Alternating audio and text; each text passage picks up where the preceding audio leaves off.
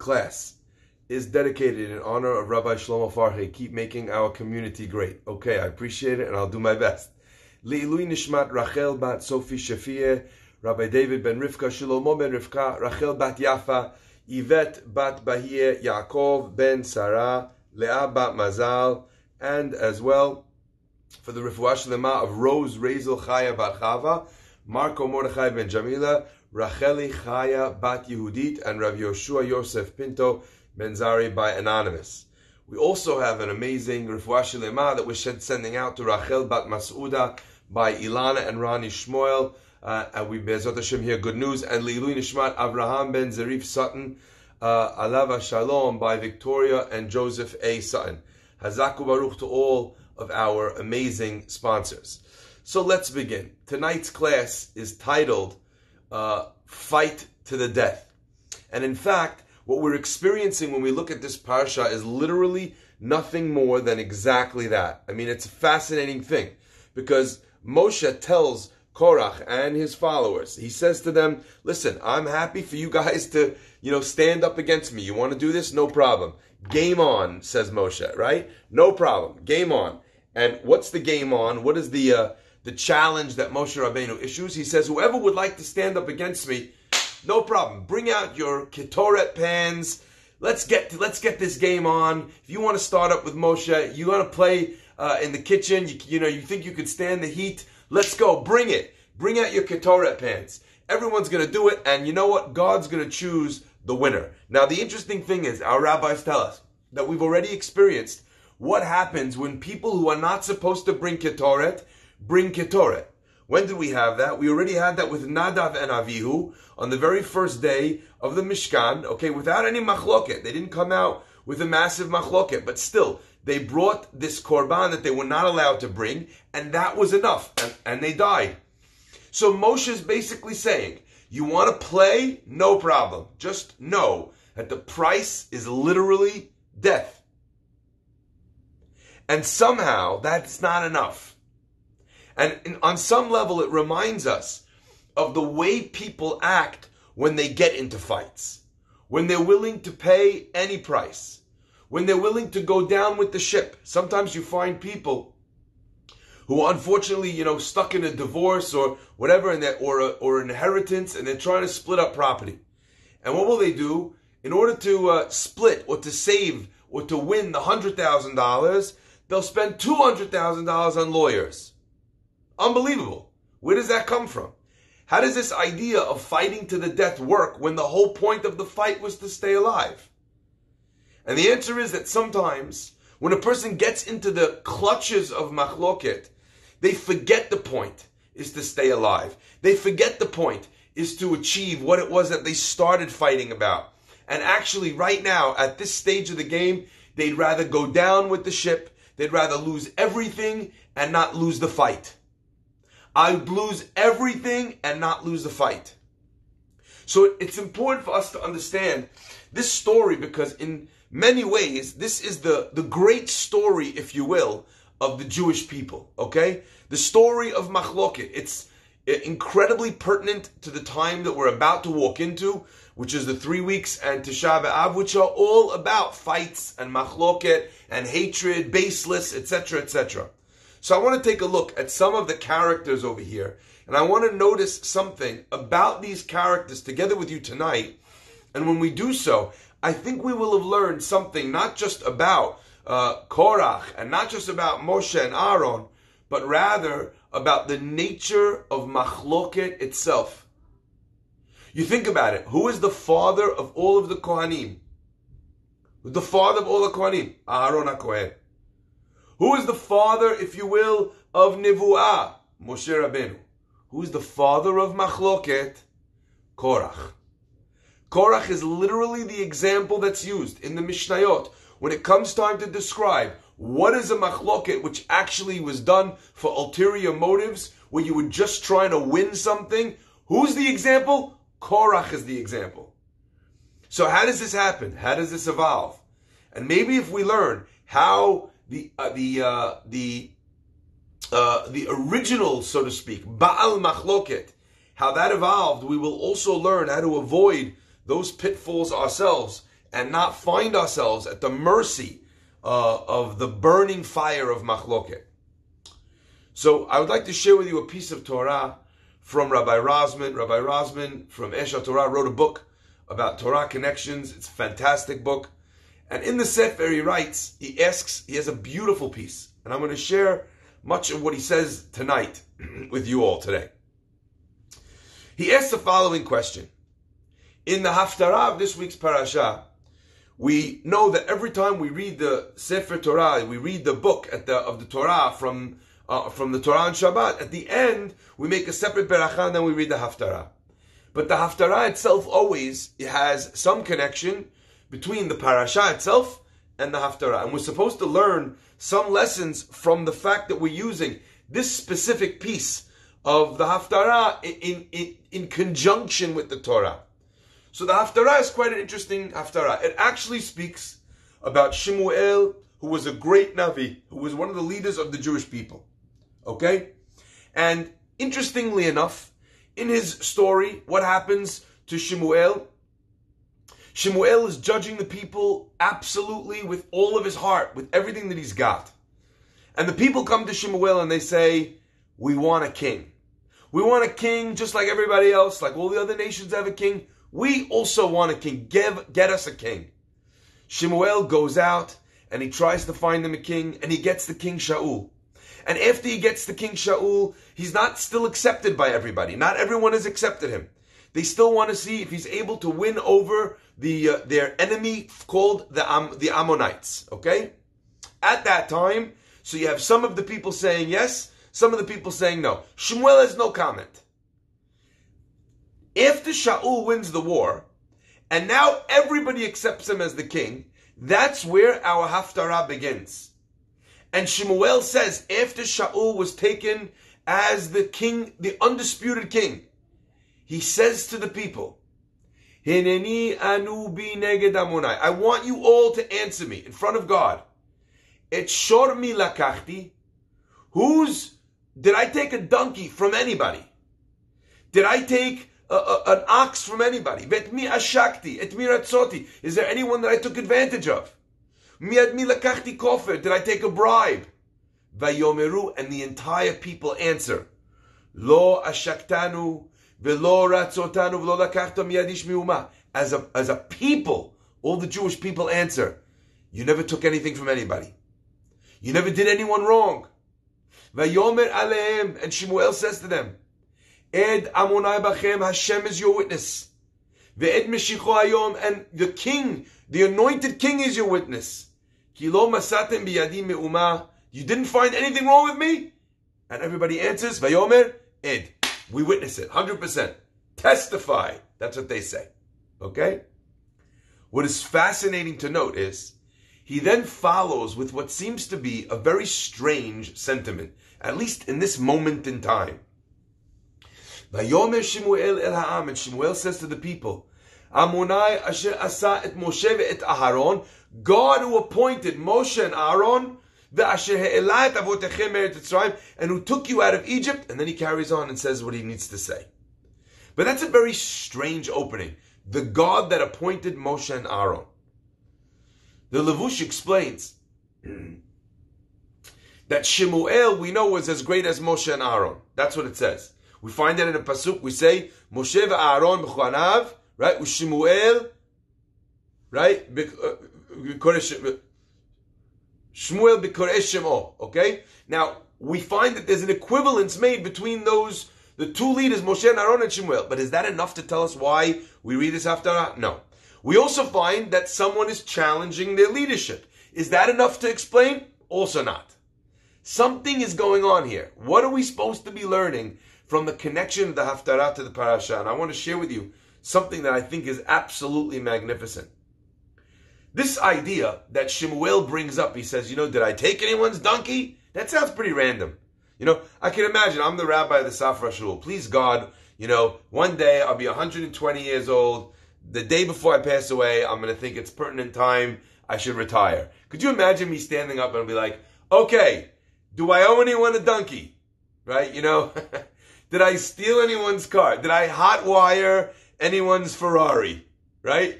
It's really insane, right? Why would you think that the leader, the rabbi, a tzaddik in their case, right, is going to steal something? That sounds like a very strange thing to kind of for a tzaddik to be proud of. Did I take anyone's donkey? But it's not just Shemuel who says it, and that's what's interesting over here. We find, interestingly enough, that Moshe says exactly the same thing. Vayichal Moshe. Moshe gets very angry. Vayomer el Amonai, and he says to God, Al tefer el minchatam, don't turn to their sacrifice. Lo chamor echad mehem nasati. I did not take one of their donkeys. V'lo hareote echad mehem. I did not do bad to any one of them. Fascinating. Moshe says the same exact thing as Shemuel. What's going on? And the answer, my friends, is a very powerful one. Let's go back to the story of Korach for a minute. Korach wants to be a leader. He's very wise. He's very wealthy. He comes from the right family. He's got the right last name. Okay? Korach ben Yitzhar ben Kehat ben Levi. He says, my father, okay, out of all of the brothers, you guys fine. You guys were from the oldest son of Levi. You guys should be leaders. But there's another guy over here that you appointed the prince of the tribe of Levi. His name is Eltzaphan. Now he comes from Uziel, who's a younger brother than my dad. Why was I passed over for leadership? It doesn't make sense. How come you gave the job to somebody else? And he was so angry and so aggravated by the fact that he did not have the power that he wanted, that he comes to all of the people of Israel and he says to them, who are these people, Moshe and Aaron? Who appointed them? We don't need a leader. Kichol ha'am, kichol ha'edah, kulam kedoshim. Everyone is holy. Now, that's a very interesting strategy. Because here's a guy who wants to be a leader. Now he doesn't get a leadership. So what is his argument against Moshe and Aaron? Not it should be me. Not it's time for a new leadership. Not make Bamidbar great again. Right? What does Korach say to get the crowds on his side? He says, we don't need any leader. Now that's a fascinating thing to say. Because if you don't need any leader, then who else don't you need? You also don't need Korach. So he's using the dumbest logic ever. That's kind of like me saying, I want a job, and then the other guy who's, trying to go against me, his name is Shlomo. And I say, look, you can never really trust a man named Shlomo. Because I want the job. They're all thinking, idiot, your name is also Shlomo. What is Korach hoping to achieve by saying that we don't need a leader? He's not going to be a leader either. And the answer is that on some level, that is the nature of machloket. Where a person can wind up losing more than they set out to fight. But the person feels at least he didn't get it. The Chachamim give an amazing example of kin'ah, of jealousy, and chemda, which is desire. Jealousy and desire are going out for a walk. And who meets them? Satan, the Satan meets them. The devil, yani. Okay? And Satan says to kin'ah and chemda, to desire and to jealousy, he says, why don't you choose something? Okay, he tells jealousy. And whatever you choose, I'll give double of it to chemda, to the man of desire. So kin'ah is thinking, if he wants a car, the other guy's going to get two. If he wants if he wants a house, the other guy's going to get two. If he wants the other guy's going to get two. So kin'ah says, poke out one of my eyes. Idiot. Now you lost an eye. Yeah, but the answer is at least he lost two. How often is this the case in litigation? How often is this the case when people go to court? It's so important before a person gets to the stage of taking something to Bedin to try and make a pshara. Now, pshara, people don't understand what that word means. Pshara means when you make a compromise. So everyone is willing to say, yeah, why don't the other guy, he should compromise. Compromise means you walk in and you think I'm losing something. What am I losing? And not a sketch thing that you don't actually mind losing. Something that you actually have to give up in order to be able to walk away without losing something else that you want. What are you willing to give up for shalom? I always point this out. There's a fascinating verse in the Torah. It says, Amonai oz le'amo yiten. God grants his people, oz means strength and courage. Amonai varech et amo v'shalom. Hashem should bless us with peace. And it sounds weird to bless people with peace, and before you bless them with peace, you bless them with strength. You bless them with courage. But actually, if you think about it, the pasuk is brilliant. Because the requirement for peace is strength. And the requirement for peace is courage.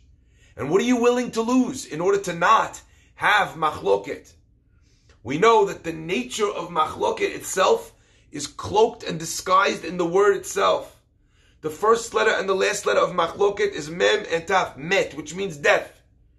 What stands in between met? The letters chaluk, which means to be divided.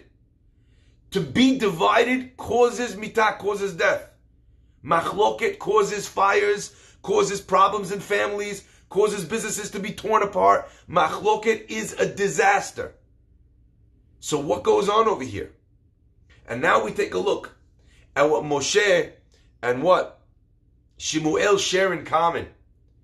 They both say to the people, you want somebody else to lead. Why do you want somebody else? What does Korach tell the people that are following him? It's interesting to notice. Who follows Korach?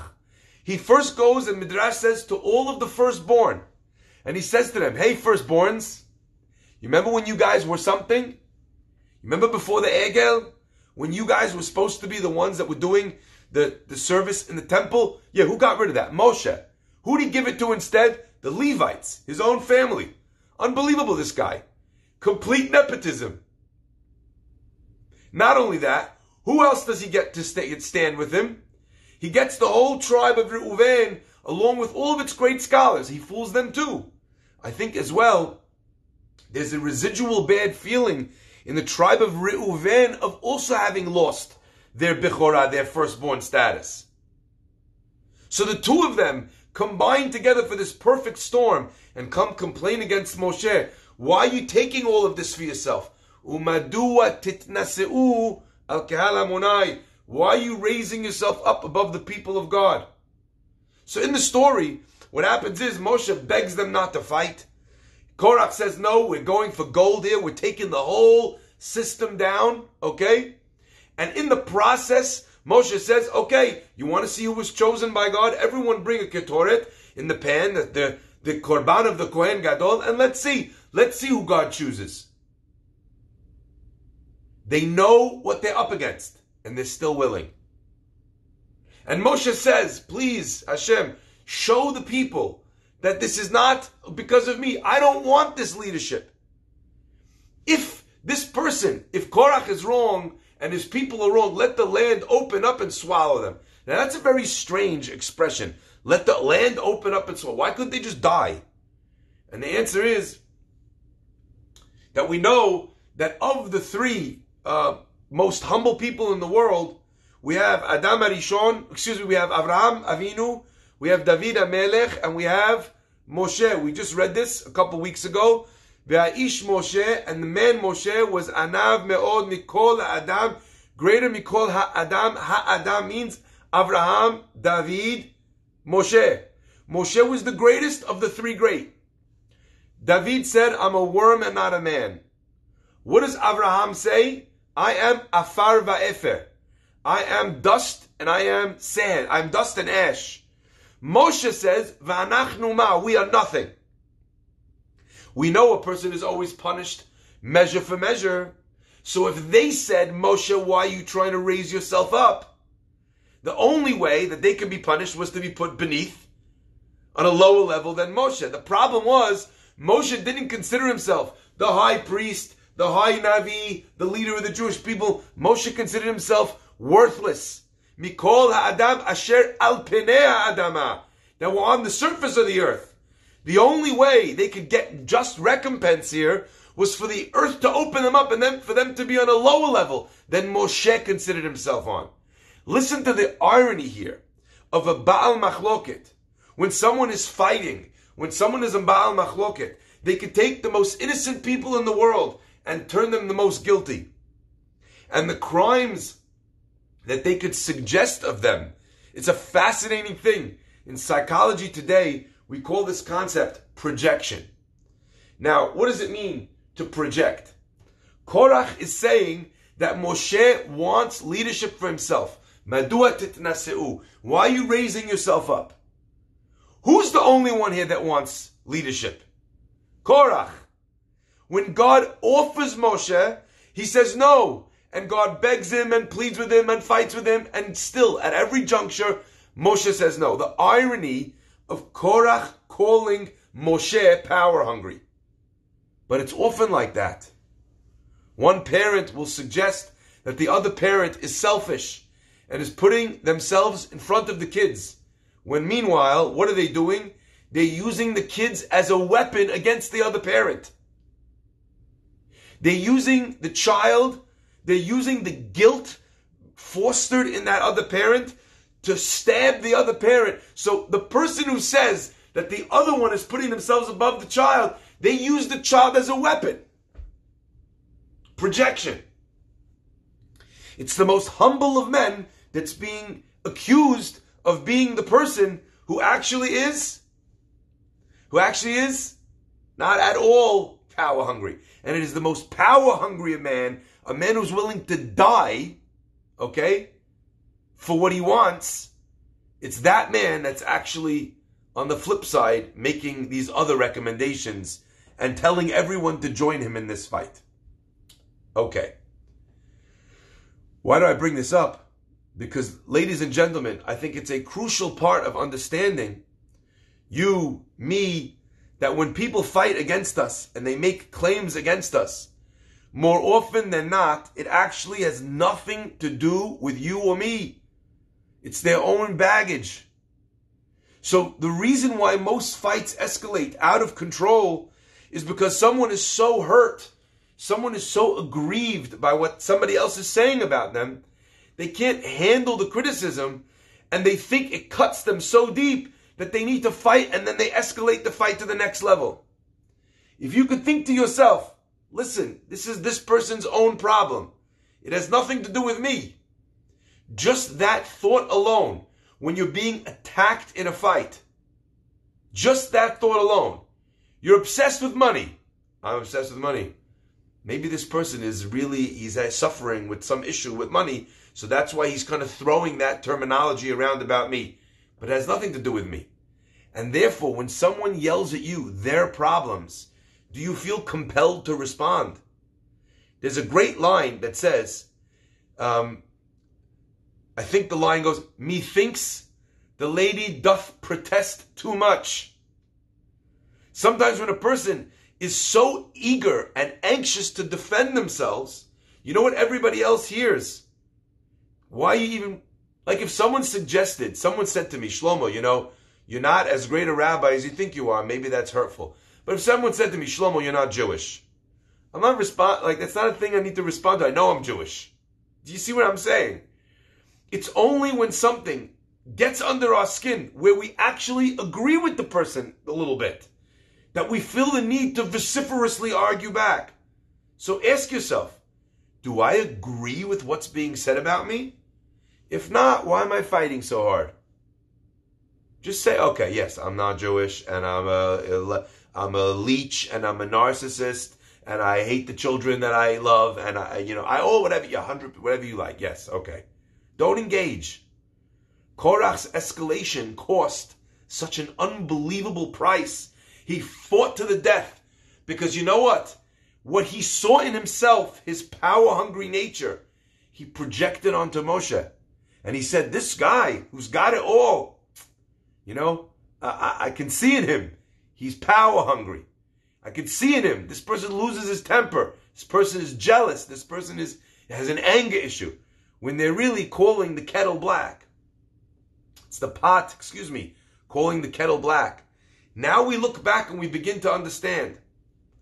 Moshe says, this guy's calling me power hungry. I never took a hamor, one donkey.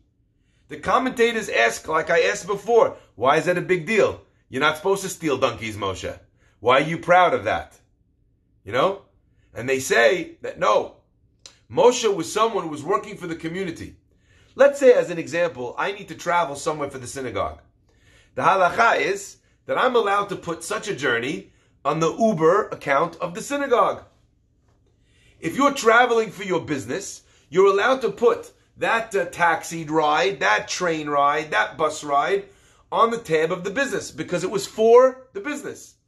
Moshe says, when I got on a donkey to travel from Midian to Egypt, that was the expense of the Jewish people. I could have put it on the Jewish people's Amex.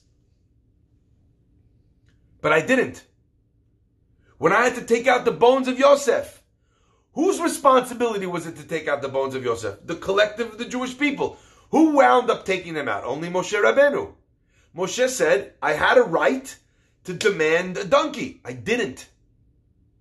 Shmuel says exactly the same thing. He traveled the length and breadth of Israel, going to deal with everybody's questions. And he traveled and he used his own transportation. Why? So that no one should ever say that Shmuel was in this business for himself. Now I want you to understand the level of that. Here's a guy who's giving up his whole life. Shmuel, from the time he's a child, his life is dedicated to God. And yet, if he would have taken one donkey, if there would have been one Uber ride that was charged on the Jewish people's credit card, there's already people who are so cynical that they would say, oh, look, you see? Oh, you're doing it for the free rides, Rabbi, huh? You like that. You like the Uber free code, $5. You like that. That's why you became a rabbi. I see why you became a rabbi. He had to be above reproach. When I was young, and I share this often because of the negligible amount that it was. Excuse me.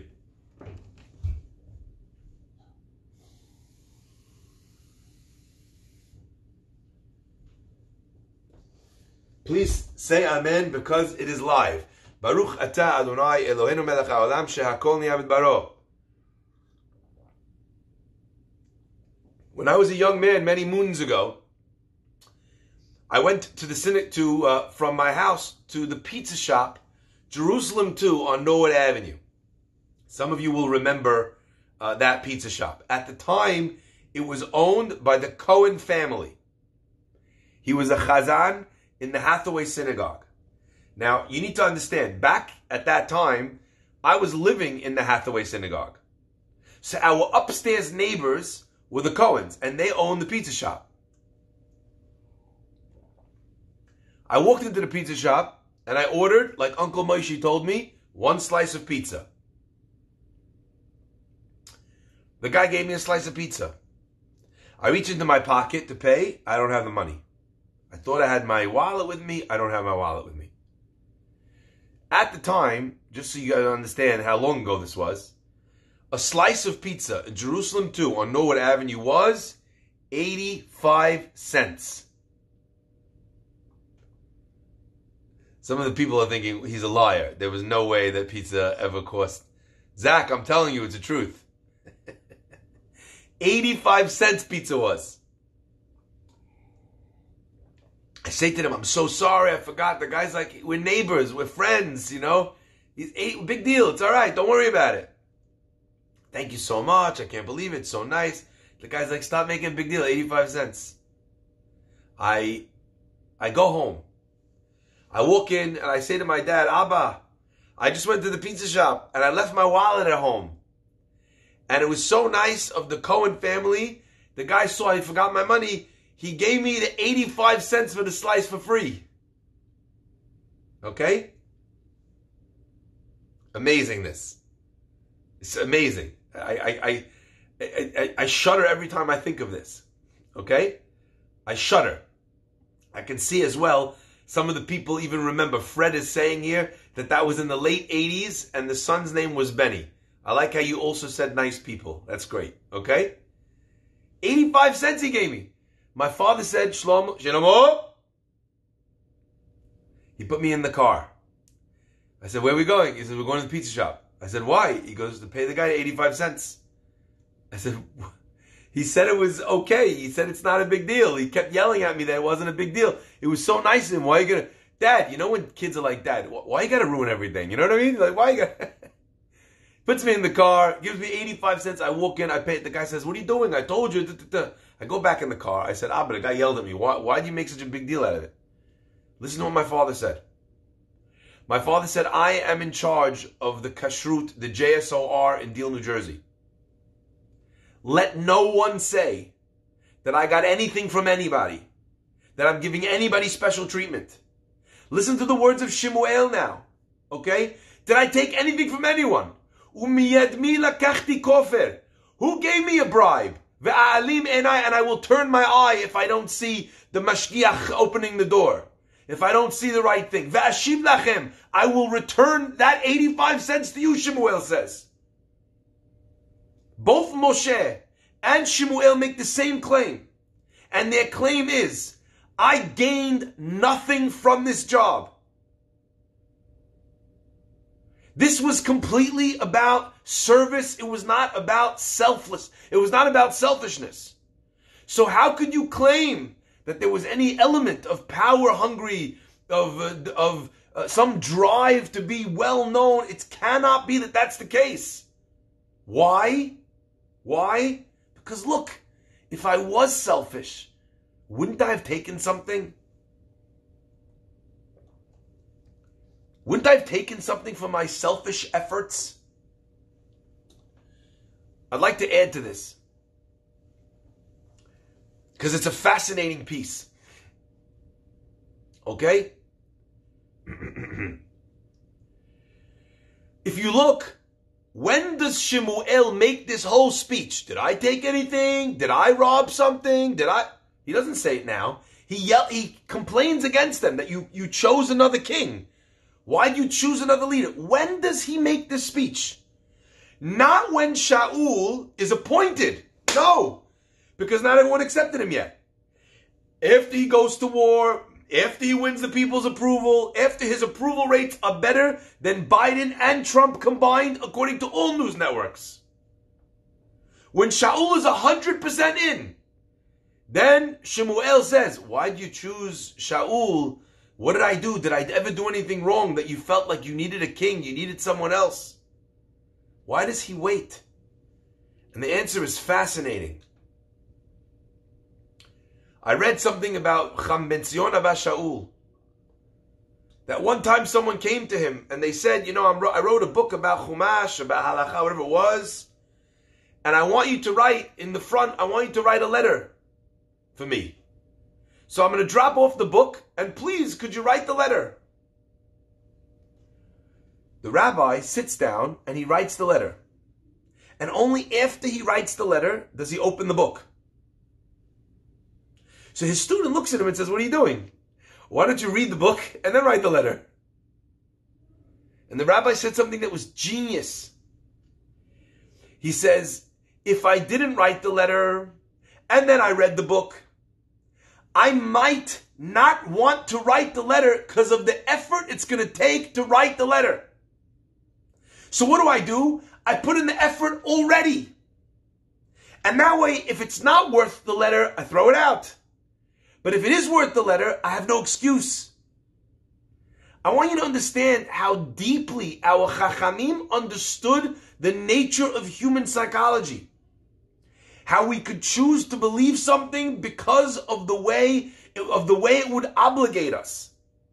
The Alter from Navardak used to say that when they would ask him to come to a levaya, to a funeral of somebody, to go walk with the body to the, to the Bet HaKvarot, so he, as a leader, would have to ensure that that person was a worthwhile person for him to go out and show that kavod. Why? Because if, let's say, the person was a rasha, people might think, oh, the rabbi's respecting a rasha. So what would happen? When he would get told that there was a funeral, any funeral, he would put on his coat, he would put on his hat, freezing cold, he would walk all the way to the edge of town to the funeral home. And from that place, he would ask, so what was the guy like? What was the story? Tell me. They asked him, why don't you ask before you walk? And the rabbi said, because then I might think the guy is not worthy because I don't want to walk. Now I walked already. It's much easier for me to say that the guy is worth my time. Do you see the power that little nigiut, a little bit of self-interest can weigh on a person to the point where they're incapable of seeing what is right in front of them? So Shemuel says, if I would have said, why did you appoint him? Before everyone already accepted him, before it was a done deal, before the guy had 100% approval. You know what some of you might have said? Some of you might have said, Shemuel doesn't like that we chose Shaul because he really wants the position for himself. Shemuel says, no, let me wait until he's 100% in by everybody. And then talk to you about how I was as a leader. Did I ever ask for anything? Did I ever want anything? Did I ever demand anything? And if I did not, then now I can come to you and speak to you honestly as a leader to ask, how could you do that to a leader that was trusted, that gave everything for you? It's not hakarat hatov to me. But if I argue that and I gain from the benefit of it, then you might suspect that I'm doing it for a selfish reason. The entire thing over here is built around the self-interests of man. That's the concept here that we're seeing. So Moshe says the same thing. How could it be that God did not appoint me if I never wanted anything from this job?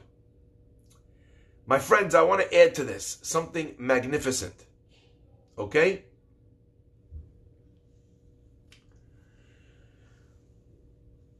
There was a man whose name was Eli HaKohen.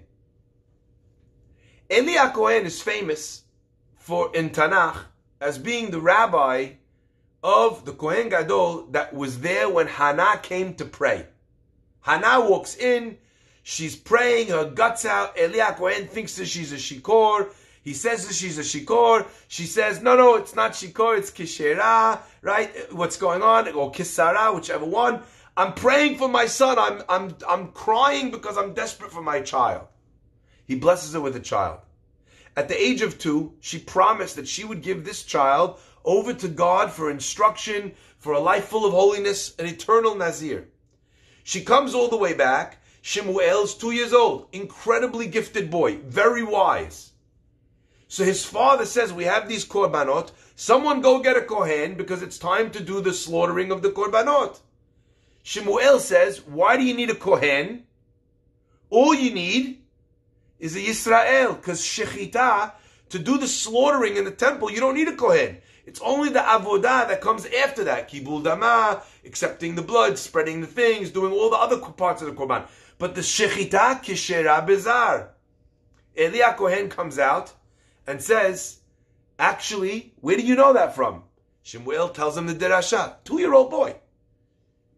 Eli HaKohen says, that's amazing. You're actually right, and I was wrong. But, he says, since you ruled the halakha in front of your rabbi, in front of your teacher, the halakha is chayav mita. Chana says to Shemuel, are you kidding me? This is not happening right now. You know how much I prayed for this kid? Right? Shemuel says, okay, you know what? You prayed so much, you're right. You should have a kid. I'll bless you, you should have another kid. Chana says, El hanar hazeh hitpalalti. I prayed for this child. I don't want another child. I want this one. The Maharsha asks a fascinating question. I don't understand, he says. The kid's 2 years old. Since when do we have any punishment for a child that's less than bar mitzvah? There must be something more here than meets the eye. And the answer is magnificent. Okay, listen to this. The Ma'adaneh Shemuel answers a fascinating answer. But I'm going to preface this with the words of the Arizal.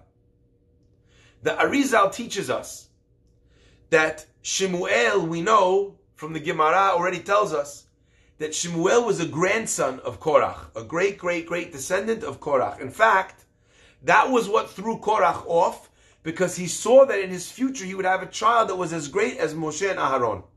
So he said, it can't be that I'm wrong in this if that's what's going to come from me. Meanwhile, it didn't come from him. It came from his children who did teshuvah. Okay? But the Arizal says that's not it.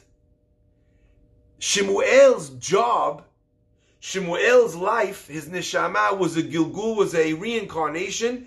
His job was to be mitaken, to fix up the mistake that Korach made. It really sheds light then, you understand what Korach messed up. Because he saw Shemuel in his future, and he thought to himself, oh, I can see that my sin is gone. I can see that I'm negative on the coronavirus test. I have no antibodies. If that's the case, must be I was right in this machloket. Meanwhile, the reason why he couldn't see any negative over there was because Shemuel, his job was to fix what Korach did wrong.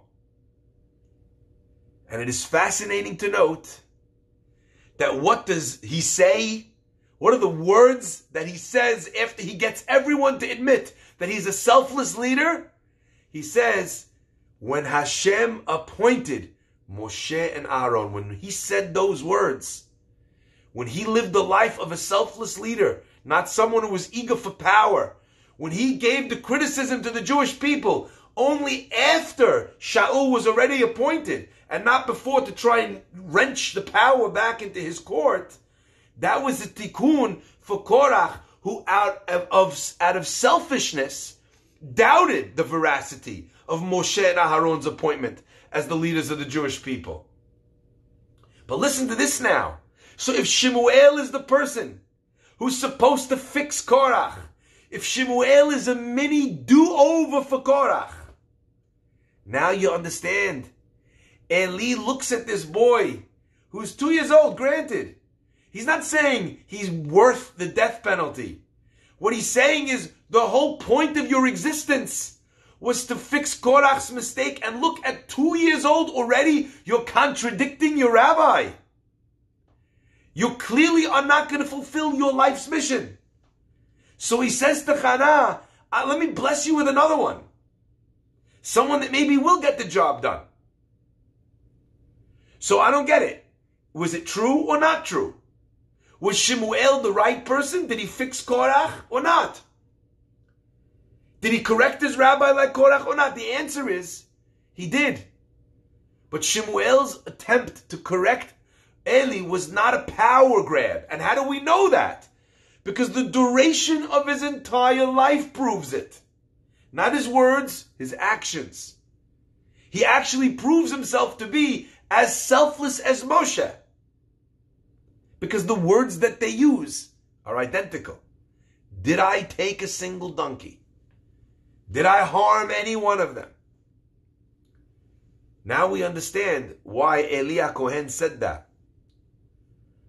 But ladies and gentlemen, I think these lessons are beyond the mystical.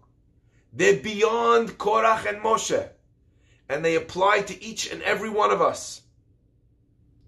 Because the nature of machloket, like I said, you have mem and taf, met, there's death on either side. And I think that that's something that a lot of people in machloket don't understand.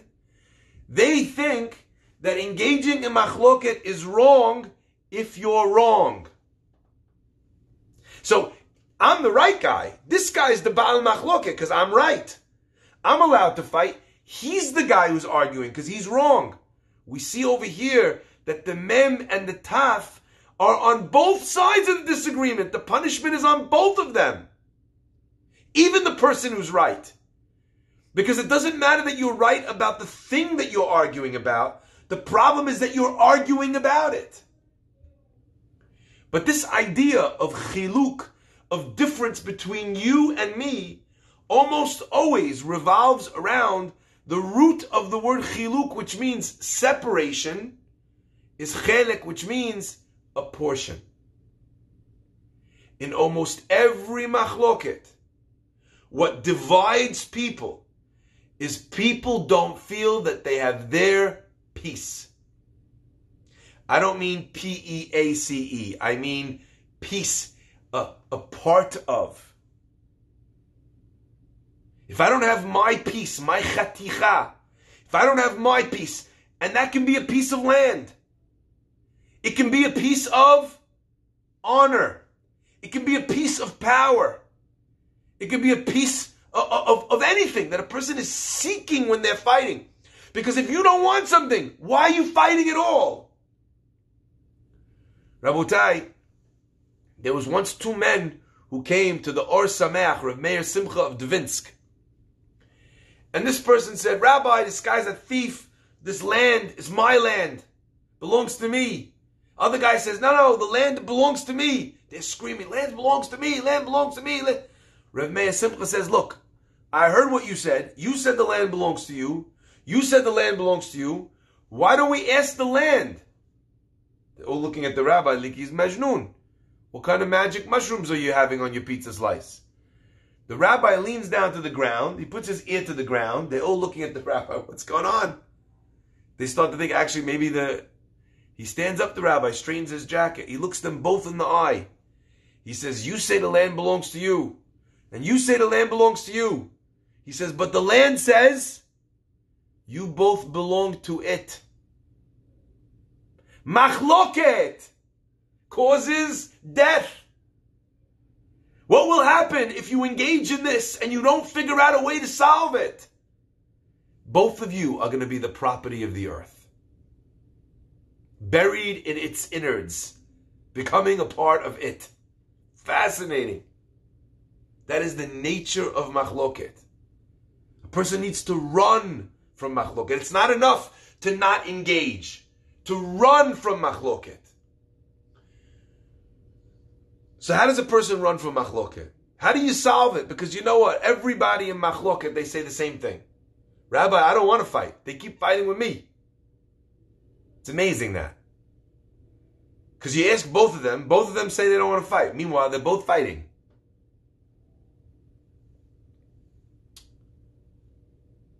So what's the answer? How do you extricate yourself? So I want you to pay attention to what Moshe and what Shemuel both answer when it comes time to a situation which could have been machloket. And Moshe says, I'm out.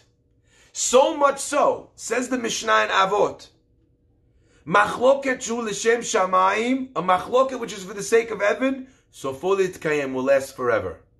Machloket she'enu l'shem shamayim, machloket that's not for the sake of heaven, en sofo litkayem, it's not going to last. What's a machloket l'shem shamayim? Machloket bet Shammai bet Hillel. What's a machloket that's not for the sake of heaven? Korach. It should say Moshe. But the Mishnah does not say Korach and Moshe. The Mishnah says Korach ve'adato. Korach and the people on his side. You know why? Because there was no machloket with Moshe and Korach. Moshe just doesn't engage. If you want me to fight, I have to do that. You can try and fight with me, but if I'm not involved, it just doesn't work. That's kind of like trying to dance with someone who's sleeping. You can do all the best moves in the world, but the guy's sleeping. He's not, you pick up his hand. Is that? Yeah? There's no machloket between Korach and Moshe. The machloket is Korach and Adato and nobody. So how does a person do that? How do you pull yourself out? How do you make sure that the other person doesn't have the fire to carry on a machloket? I want to share with you an amazing story. A story about a person I admire tremendously. His name was Shlomo Freifeld. And in the strangest turn of events, our scene begins with Rav Shlomo Freifeld in the summer, where they had a camp for the yeshiva. And he walks down the road and walks into a local pharmacy that's on the main road right next to the camp. And he sees all these indecent magazines in the front. Pictures of women, no clothing, this, that, in the window of the pharmacy. The rabbi walks in and he says, "How much for all the magazines?" The guy's looking at the rabbi. Perv. The rabbi with his beard and the thing, he wants all the mags with the girls. He says, how much do you make on all these magazines for the entire summer? Guy says $150, $200. Rav Shlomo Freifeld takes out a check. He writes him a $200 check. He hands it to the guy and he says, please, I've paid you what you would have made. Move all the magazines behind the counter, behind something, so that the boys don't have to see it. So passers-by don't need to be assaulted by the indecency of these images. That's avoiding a machloket. Walking into the place and saying, how dare you put this in the window? Which is what I would have wanted to say. I think you might have wanted to say. You know, this is inappropriate. It's only for above age. There's kids walking here. How are you putting this out? That's what we would say. We would yell at the guy. Some people would get violent. Rabbi Freifeld walks in and says, what's the guy going to say back to me when I tell him what I want? He's going to say, I make the money this way. So let me just take away that piece so that he has his piece, so that there's no point in machloket. Walk into a scenario and say, what is this person going to want? Let me give it to them before we start the conversation, so that they already have their chelek, so that there doesn't need to be chaluk, so that there doesn't need to be met. Isn't that powerful? Isn't that beautiful? Isn't that thoughtful?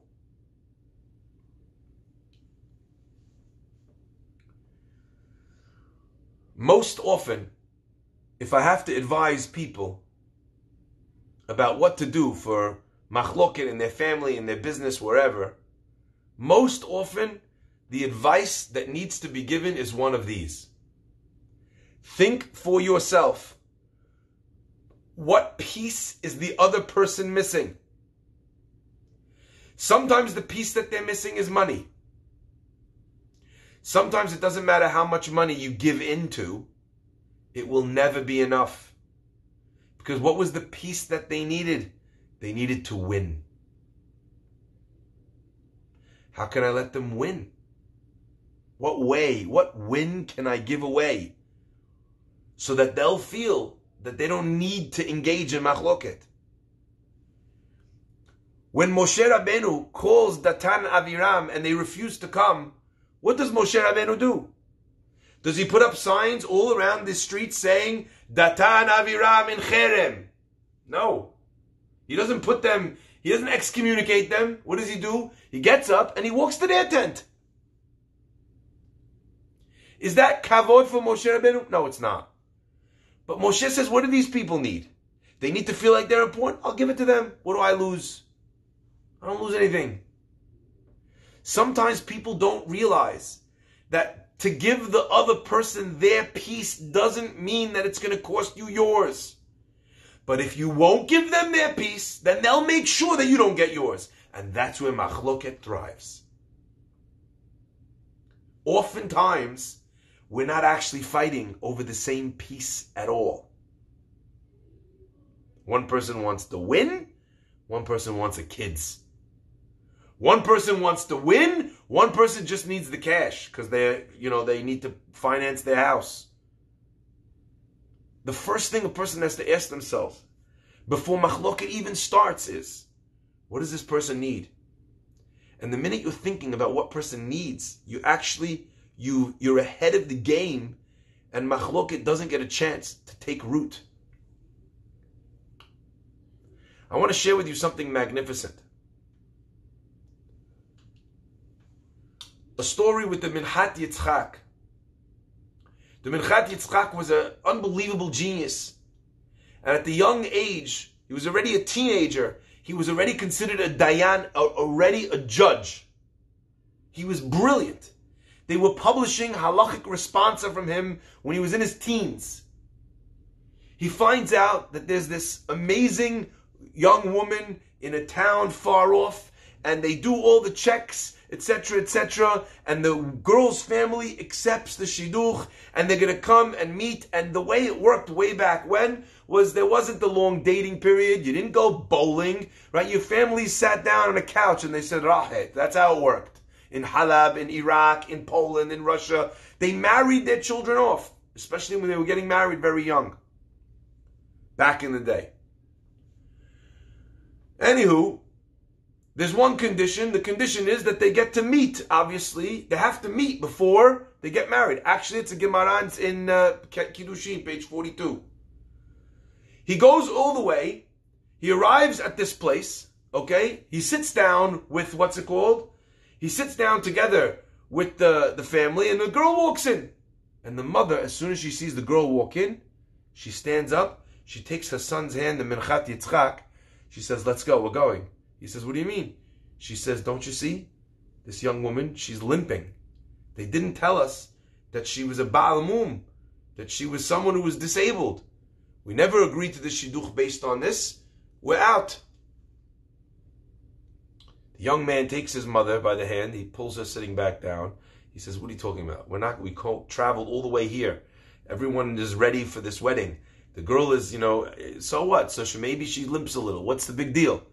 The mother says, are you kidding me? Don't you realize? Don't you understand? She's going to take the kids to school. It's going to take extra time. You might need to do things for her when you really should be studying Torah. The mother's giving him a song and dance. And the kid says, Ma, forget it. I'm not humiliating this young woman in front of her whole town. I'm not doing it.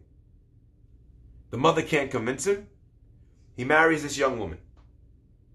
They wind up having a child whose name is Rabbi Yisachar Dov, or Yisachar Berish. An unbelievable tzaddik. At the age of 14, him and his father have traveled somewhere, and World War II breaks out. And he loses his holy wife, this wife that he married, that gave him the son. 2 more times in his life, the Minchat Yitzchak would marry a second wife who also passed away. And finally a third wife. And after being unable to have children, and having this one son, this 14-year-old son that he took with him after the war, he went to the doctors. And the doctor said, I don't understand how you could have a child. It seems from our tests that you're someone who should be unable to give birth to a child. How did you have this miracle? And the Minchat Yitzchak smiled. And he said, had I listened to my mother, had I engaged in machloket, had I said to this woman at the time, how dare you? You lied to us. You didn't tell us about this. They started a fight. They could have walked out and they would have been justified. He would have had no person, no child to name his own, to carry on his legacy, to hold his name in this world. He would have been eradicated from this earth. Machloket. But because he gave in, HaKadosh Baruch Hu allowed him, against all medical odds, to be able to father a child who wound up doing incredible things in England, the community in Manchester.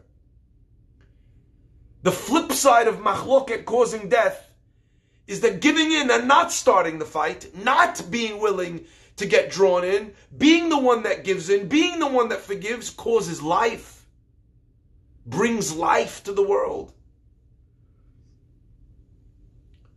And you know what, Rabotai? Unfortunately, for each and every one of us, we have these opportunities.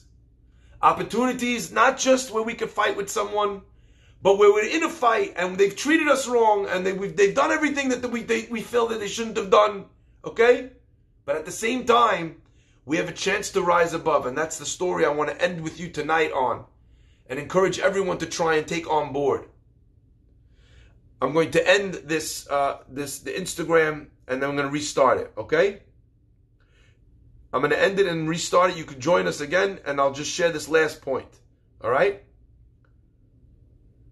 The end of our shiur really comes down to this one last idea. There was, unfortunately, a lot of young men who were drafted into the American Army, and into other armies as well, but into the American Army as young religious men.